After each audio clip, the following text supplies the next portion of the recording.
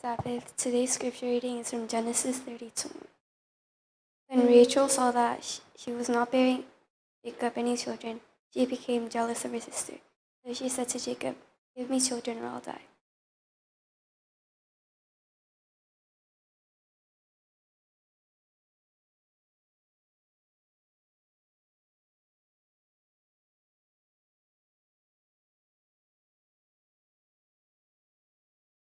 행복한 안식일입니다. 네, 이 교회를 찾아주신 모든 분들, 함께 예배하시는 모든 분들 진심으로 주님의 이름으로 환영합니다. 우리 옆에 분과 인사 나누겠습니다. 행복한 안식일입니다. 잘 오셨습니다. 함께 인사하겠습니다.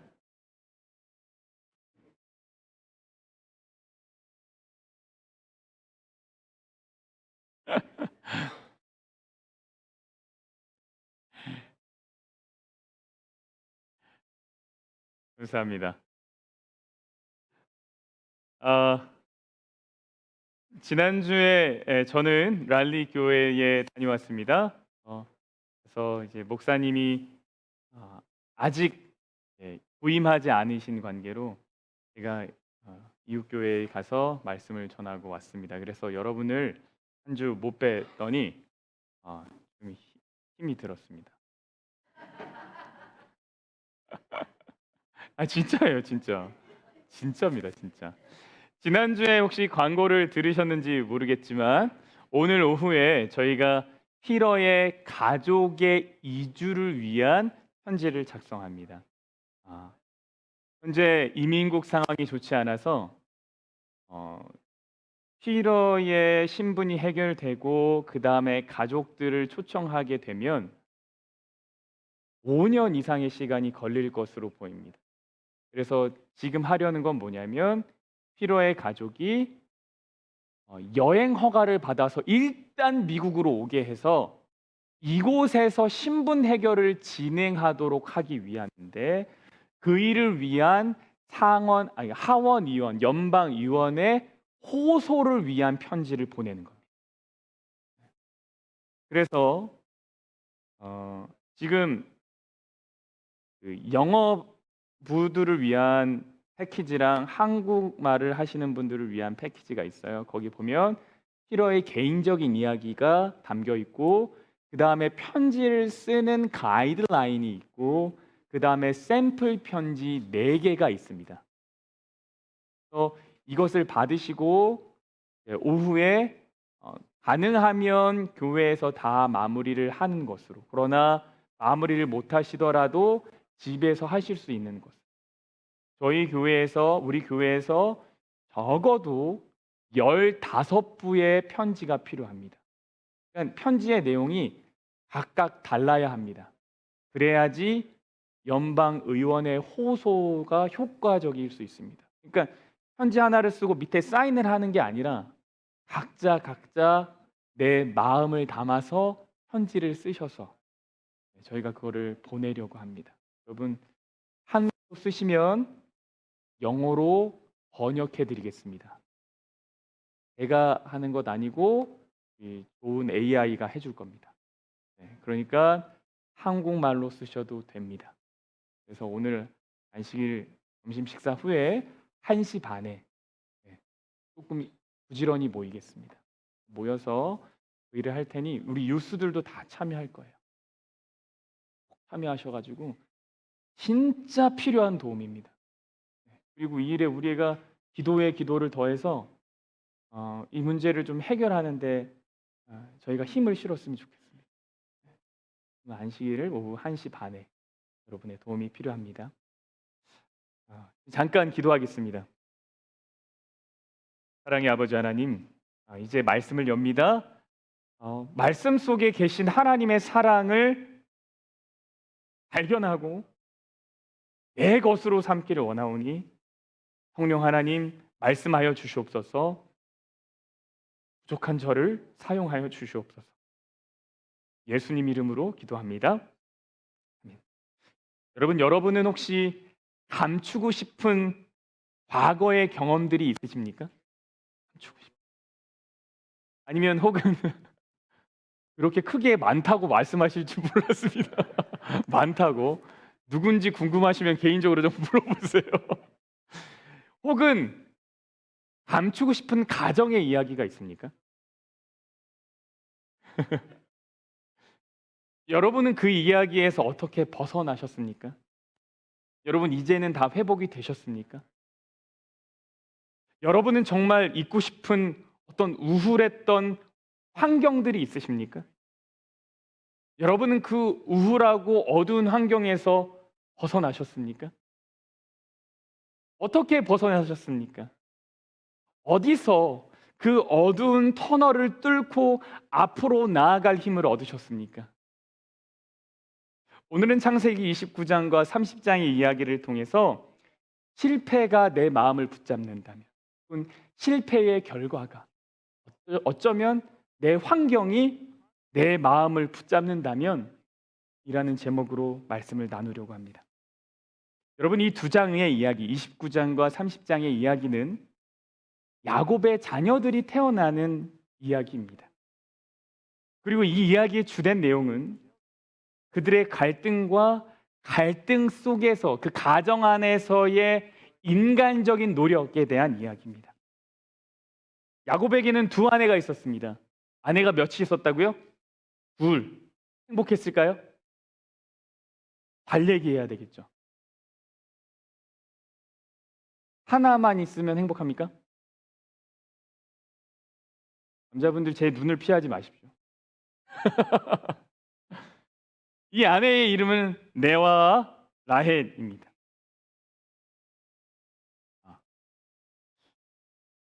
본래 야곱은 라헬을 사랑해서 라헬과 결혼을 하려고 했었습니다. 근데 이 처갓집이 라헬을 그에게 허락하지 않았어요. 결혼을 허락하지 않고 속임수를 통해서 언니 레아와 이제 결혼을 하게 합니다.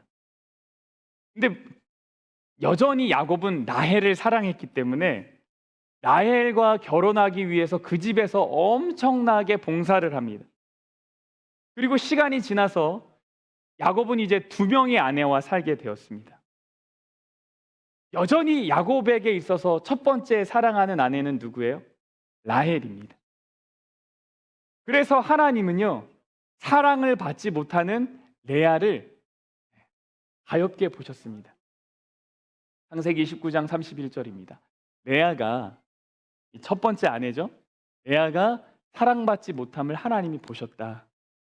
그래서 하나님이 뭘 하셨냐면 그의 태를 여셨다라고 말합니다. 하나님의 도움으로 이제 레아와 라헬이 있는데 레아가 먼저 아이를 낳았습니다. 아이의 이름이 뭐예요? 루벤. 루벤의 이름의 뜻이 무엇인가 하면 여호와께서 나의 괴로움을 보셨다입니다. 그러면서 레아가 바라기를 이제는 내 남편이 나를 좀 사랑하겠지. 내가 아들을 낳아줬으니까 라는 생각을 했습니다. 레아가 둘째를 임신하고 또 아들을 낳았습니다. 그 아들의 이름은 시므온입니다. 이름의 뜻은 들으심입니다. 여호와께서 내가 아들을 낳았는데도 사랑받지 못하는 걸 들었다, 이런 얘기죠. 여전히 남편의 사랑을 받고 있지 못해요. 레아가 또 임신을 했습니다. 그리고 아들을 낳았습니다. 그 아들의 이름은 레위입니다. 레위의 이름의 뜻은 연합함입니다. 남편이 지금부터 나와 연합하겠지라고 하는 기대를 가지고 있어요. 아들을 셋이나 낳았는데. 그리고 한 명의 아들을 더 낳습니다. 그 아들의 이름은 유다입니다. 유다의 이름은 찬송입니다. 이제 4명이나 내가 아들을 낳았으니까 됐다. 내가 하나님을 찬양하겠다라는 겁니다. 사랑받지 못하고 있던 레아는 4명의 아들을 낳았고 라헬에겐 아직 1명의 자녀도 없습니다. 이 이야기를 창세기 29장을 여러분 그리고 30장을 찬찬히 읽어보십시오. 찬찬히 읽어보세요. 읽는 내내 마음이 조마조마합니다. 불안합니다. 이 이야기가 마치 뭐처럼 들리냐면 한국의 아침 드라마처럼 들립니다. 아주 긴장감이 넘치는 이야기. 불안해요. 도대체 무슨 일이 일어날까?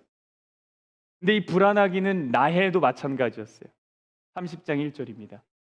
라헬이 자기가 야곱에게서 아들을 낳지 못함을 보고 그의 언니를 시기하여 야곱에게 이르되 내게 자식을 낳게 하라. 그렇지 않으면 내가 뭐 하겠다고요? 죽겠다. 라헬이 아들을 정말 낳고 싶었어요.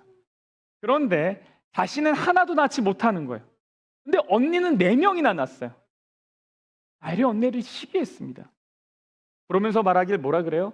야곱한테 빨리 아들 낳게 해줘. 안 되면 나 죽어버릴 거야. 한국의 아침 드라마죠. 죽어! 여러분, 이렇게 말하는 것이 이치에 맞습니까? 여러분, 사실 아들을 못 낳는 건 야곱 때문이 아니죠. 야곱은 지금 건강하다는 게 증명이 됐잖아요. 그럼 문제는 누구한테 있는 거예요? 생물학적으로 따져보면 라헬한테 있겠죠. 그런데도 아이를 못 가지면 죽겠다라고 말해요. 야곱이 이 이야기를 듣고 어떻게 했을까요? 아, 여보 왜 그래? 그래도 내가 당신 제일 사랑하는데 내 사랑으로는 부족해? 남편의 사랑은 늘 부족하죠. 야곱이 이렇게 말하지 않았어요. 야곱이 라헬한테 성을 내. 야, 임신 못하는 게 내 탓이냐?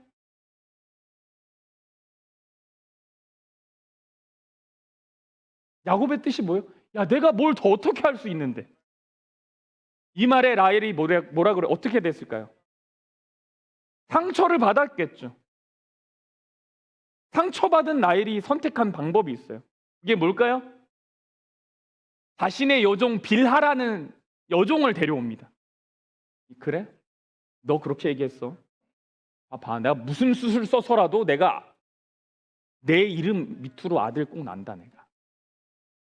내가 낳을 수 없으면 내 종을 시켜서라도 난다. 30장 3절에 보면 이렇게 얘기합니다. 라헬이 이르되 내 여종 비라에게로 들어가라. 너 비라랑 자. 그리고 그가 아들을 낳아서 내 앞 무릎에 두겠다. 내 무릎에 두겠다라는 얘기가 뭐냐면 내가 입양하겠다라는 얘기.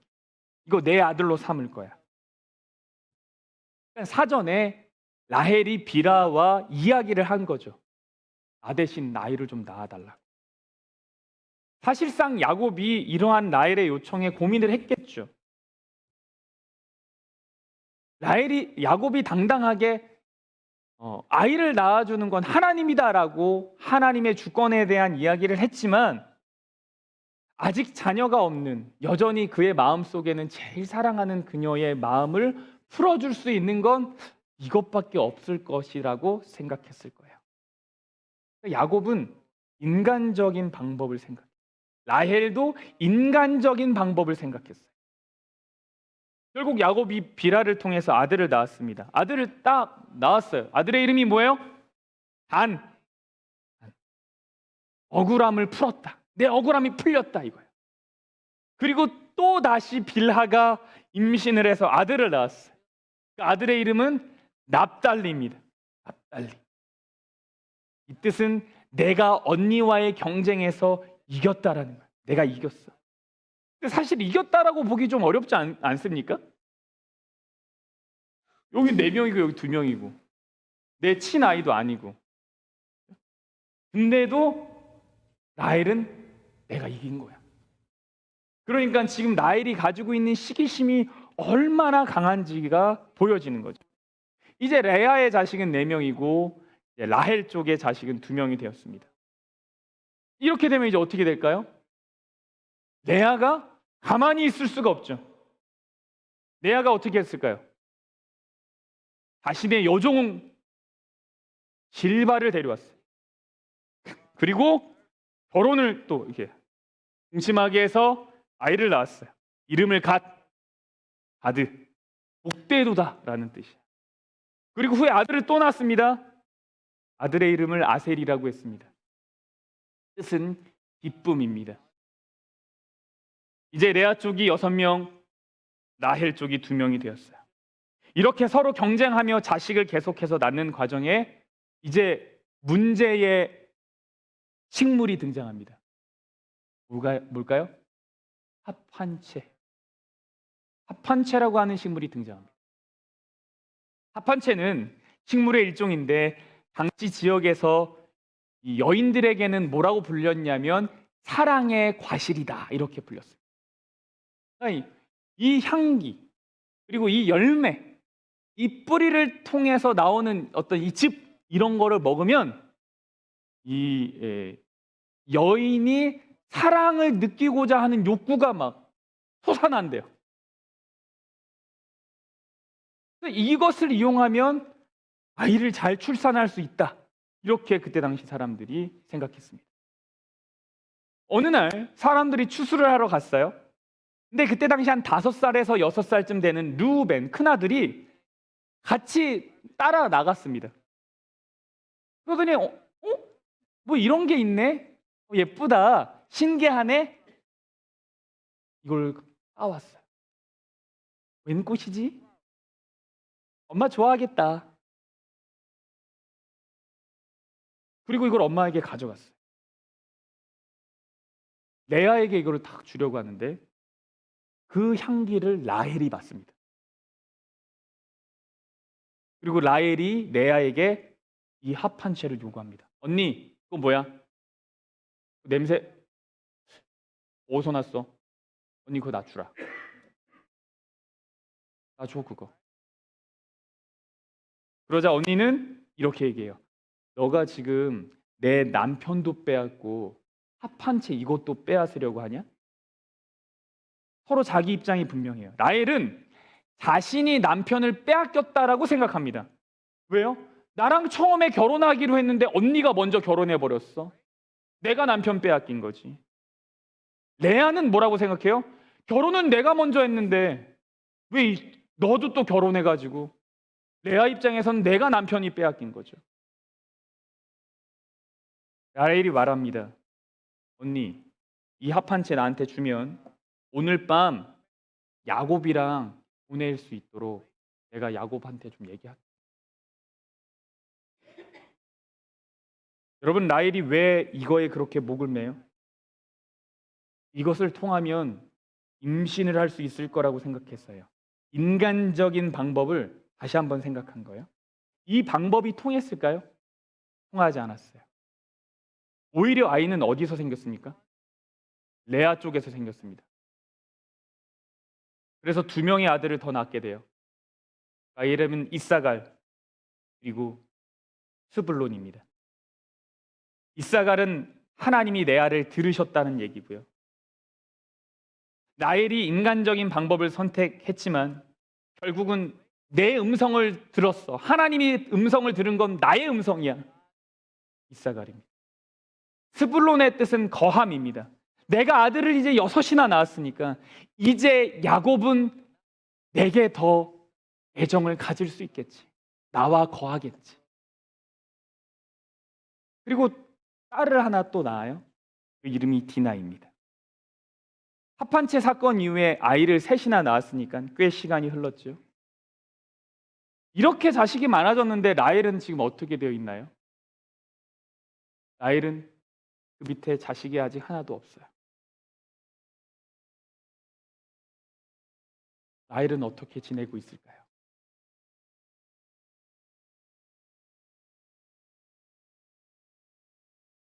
창세기 30장 22절입니다. 하나님이 라헬을 생각하신지라. 하나님이 그의 소원을 들으시고 그의 태를 여셨다. 라헬이 드디어 아들 요셉을 낳게 됩니다. 그래서 아들 하나가 생겼어요. 이렇게 요셉을 낳는 것을 끝으로요, 29장과 30장의 자녀 경쟁의 이야기가 끝이 납니다. 물론 후에 자식들이 더 태어나긴 합니다. 그러나 이 경쟁의 이야기는 여기서 끝이 납니다. 나중에 요셉 라헬이 한 명 더 낳아요. 이름이 이제 베냐민을 나중에 또 낳게 되는데. 여러분이 창세기 29장과 30장의 이야기를 이렇게 찬찬히 읽어보면요, 막 가슴이 터질 것 같아요. 너무너무 답답해요. 왜 그럴까요? 갈등의 해결이 없이 이야기가 끝나요. 해결이 된 것이 없는 듯이 보여요. 자식들만 많이 낳았고요. 아이를 낳을 때마다 레아랑 라헬이 뭐라 그래? 하나님이 들었다. 내가 이겼다. 내 억울함이 풀렸다. 이렇게 이야기하지만 정작 그들의 시기심과 경쟁은 해결되었다는 이야기가 없어요. 그녀들이 화해했다는 얘기도 없어요. 더 재밌는 건 그것에 대해서 하나님이 어떻게 하셨다라는 얘기도 없어요. 벌을 줬다는 얘기도 없고 좀 잘해봐라 이런 얘기도 없어요. 하나님이 이 일을 어떻게 다루셨는가? 하나님은 이 일에 직접적으로 개입하지 않으셨습니다. 그래서 언뜻 보면 창세기 29장과 30장의 이야기에는 하나님이 안 계신 것처럼 보입니다. 레아와 라헬은 계속해서 하나님의 이름을 말하고 있지만 하나님이 없는 것처럼 보인다는 거예요. 그러나 그럼에도 성경이 말하는 것이 있습니다. 하나님은 이들의 형편을 계속 살피시고 들으셨다라고 하는 내용이에요. 이런 어려움 속에서도 계속 끊임없이 중간중간에 등장하는 게 뭐냐면 하나님이 레아를 보셨다. 하나님이 그를 들으셨다. 하나님이 라헬을 생각했다. 라는 이야기. 여러분, 이 성경절들은요, 레아와 라헬의 입에서 나온 고백이 아닙니다. 이거는 성경 기자가 기록을 한 겁니다. 그러니까 하나님은 레아의 어려움을 보셨고 라헬의 아픔을 생각하셨다라는 겁니다. 특별히 생각하셨다라는 얘기는 기억했다라는 얘기입니다. 원어적으로는 항상 그 마음에 잊지 않고 있었다라는 겁니다. 아이가 10명이 태어나는 동안 하나님은 한 번도 라헬을 잊은 적이 없습니다. 그의 아픔을 외면한 적이 없습니다. 하나님이 사실은 다 보고 계셨다라는 말입니다. 라헬은 아들을 얻기 위해서 세상의 수단들을 써보았습니다. 어느 때는 남편에게 자식 못 낳게 되면 내가 죽겠다라고 협박도 해봤어요. 당시의 관습에 따라 자신의 여종을 통해서 가족을 세워보려고도 했어요. 마침내 임신 촉진제라고 알려진 합한체라는 것을 통해 또 자녀를 낳아보려고 그런 헛된 노력도 해봤어요. 그런데 이러한 방법들은 다 소용이 없었어요. 인간적인 계산과 방법이 성공하지 못한다는 것을 철저하게 배웠어요. 실수와 아픔은 계속 남아 있었어요. 근데 정말 놀라운 것은 무엇인가 하면 하나님이 모든 실수에 대해서 침묵하고 계시다는 거예요. 이런 식으로 하면 안 돼. 이렇게 하면 안 돼. 이렇게 말씀하지 않으시고 침묵하고. 대신 하나님이 하신 게 뭐예요? 내가 다 보고 있어. 내가 다 듣고 있어. 내가 기억하고 있어. 내가 생각하고 있어. 이것이 하나님이 지금 이 이야기 속에서 보여주시는 겁니다. 왜 그럴까요? 왜 하나님이 여기서 굳이 이렇게 말씀하지 않고 성경 기자는 왜 이야기의 문제점을 훅 집어서 다루지 않았을까요? 사실 이러한 그들의 실수에 대해서 성경 전체적인 그림에서 보면 성경은 이들의 죄가 없다고 말하지 않아요. 하나님을 내려놓고 인간적인 방법을 선택한 사람들에 대해서 성경은 잘했다라고 결코 얘기하지 않아요. 그것을 지지하지도 않아요. 그들의 모든 실수들은 그들의 아픔으로 고스란히 남았고 또 그 실수는 반드시 변해야 되는 부분인 것이 분명합니다. 그럼에도 성경이 이것을 죄라고 여기지 않고 여기서 죄라고 다루지 않은 것은 이 가족들을 시작으로 이스라엘이라는 나라가 본격적으로 시작하기 때문입니다. 후에 라헬이 한 명의 자녀를 더 낳았죠. 베냐민입니다. 라헬이 이 아이를 낳으면서 죽어요. 그리고 베들레헴으로 가는 길에 장사됩니다. 이 12명의 아들들을 기초로 해서 이스라엘의 12지파가 생깁니다. 그리고 지금까지 이어오던 장자의 축복이요. 이삭 때부터 계속 이어오던 장자의 축복의 갈등들이 있잖아요. 이 장자의 축복이 이 12명의 아들의 세대에 와서는 어느 한 사람에게 가지 않고 12명에게 다 나누어지게 됩니다. 그래서 이제는 12명 중에 누가 한 명이 이스라엘의 장자가 아니라 이 12명 모두가 장자가 됩니다. 다시 말해서 이스라엘이라는 자체가 장자가 됩니다. 그러면 사자랑 이제 삼자, 이제 그 나머지 자녀들은 누구예요? 열국들입니다. 다른 나라들입니다. 이스라엘이 이 지구 모든 인류의 장자가 되었다라는 겁니다. 그리고 성경의 이야기는 이 장자의 이야기로 계속 흘러갑니다. 여러분, 이 이야기에서 한 가지 굉장히 흥미로운 점이 있는데요. 하나님의 은혜가 있습니다. 여러분, 예수님은 유다 가문에서 출생하게 되는데 이 유다는 언니 레아의 자식. 그러니까 예수님은 언니의 태에서부터 나와요.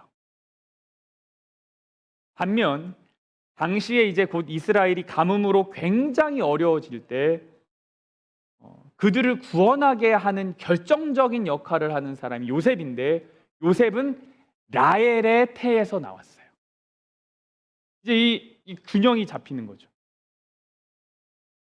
레아와 라헬 모두가 하나님 나라를 만들어가는데 너무너무 중요한 역할을 하고 있는 거예요. 야곱의 개인적인 사랑은 이렇게 나누어집니다. 야곱의 라헬에 향한 사랑은 라헬이 일찍 죽었잖아요. 그 사랑이 아들인 요셉과 베냐민에게로 흘러갑니다. 흘러가요.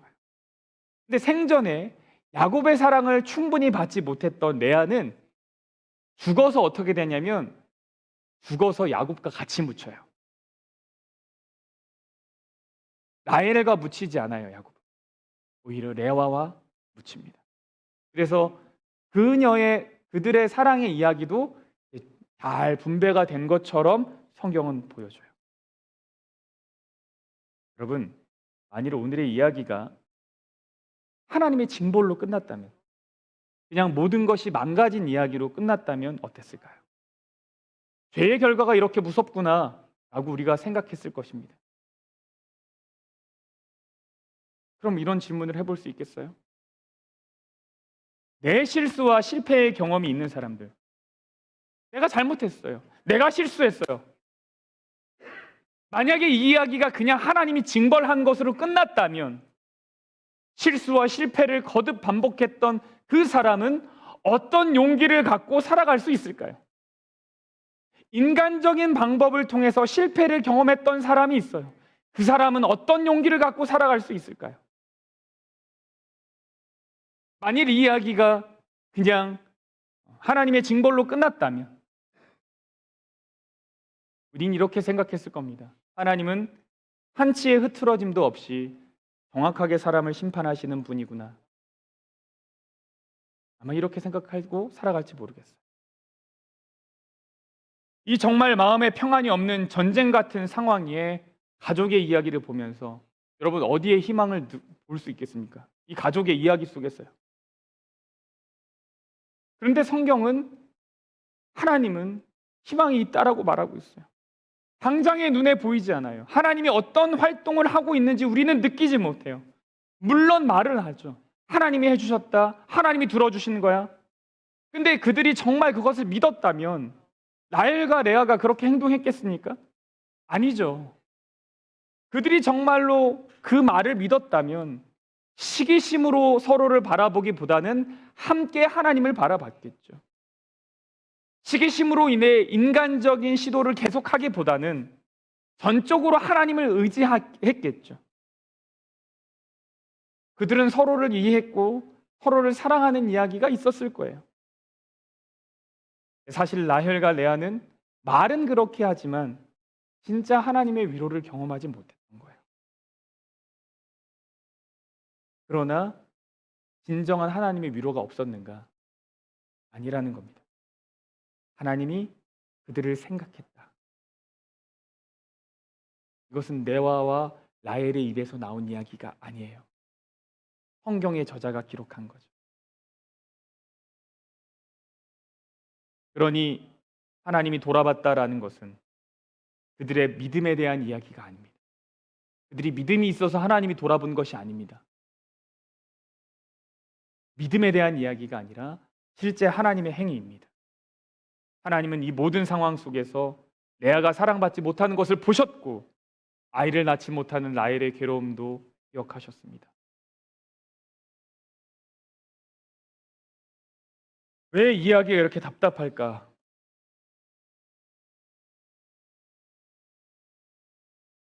제가 이 이야기가 답답한 이유를 알겠어요.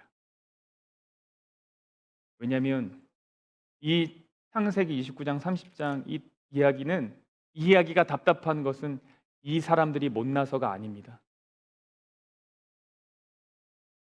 이 이야기가 내 이야기이기 때문에 그래요. 이 이야기가 내 이야기예요. 그래서 답답한 거예요. 외면하고 싶은 거죠. 여러분 돌아보면 이러한 가족의 이야기가 있는 사람들이 있어요. 부모는 헤어졌어요. 이혼했어요. 형제끼리는 원수가 됐어요. 자녀는 부모와 연을 끊었어요. 더군다나 이 일에 내가 깊숙이 개입이 되어 있어요. 그런 사람이 무슨 희망을 가지고 무슨 기쁨을 가지고 앞으로 살아갈 수 있겠어요? 돌아보면 이런 직장의 삶을 가지고 있는 사람들이 있어요. 내 실수 때문에 회사가 손해가 생기고 동료와는 트러블이 생기고 그러한 모든 일이 내 발목을 붙잡고 있어요. 이 사람이 어떻게 내일 기쁘게 일어나서 출근을 할 수 있어요? 교회라고 그런 일이 없습니까?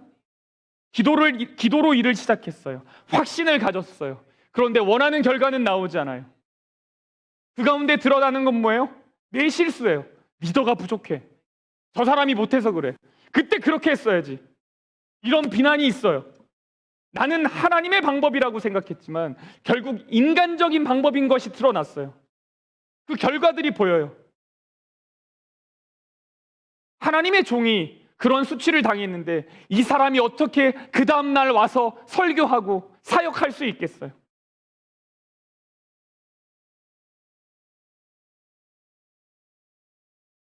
이야기가 내 이야기예요. 그래서 그렇게 가슴이 답답한 거예요.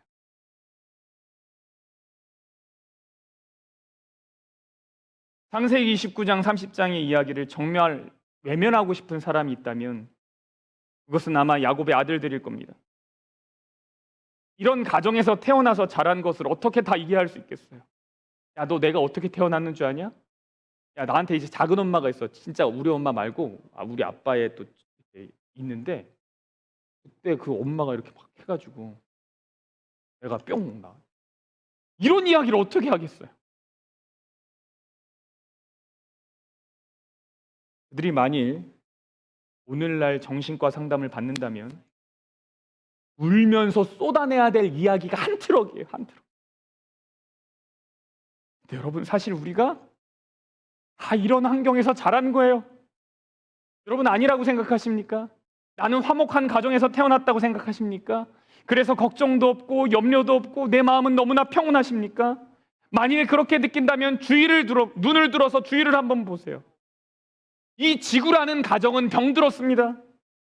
나의 이웃과 형제들은 정말 어려운 형편 가운데서 살고 있습니다. 이 dysfunctional한 패밀리가 지구예요. 우리가 그 안에서 살고 있어요. 그래서 여러분 만일 이 이야기 속에 하나님이 보고 있다, 하나님이 듣고 있다, 하나님이 생각하고 있다 이런 이야기가 없다면 우리는 정말 한치도 앞으로 걸어나갈 수 없는 불쌍한 존재들입니다. 어떻게 그 사역을 다 감당할 수 있겠어요? 그러나 오늘 하나님은 우리를 위해서 일하시고 결국 그 수치들을 아름다운 것으로 채워질 것을 약속하고 계신 거죠.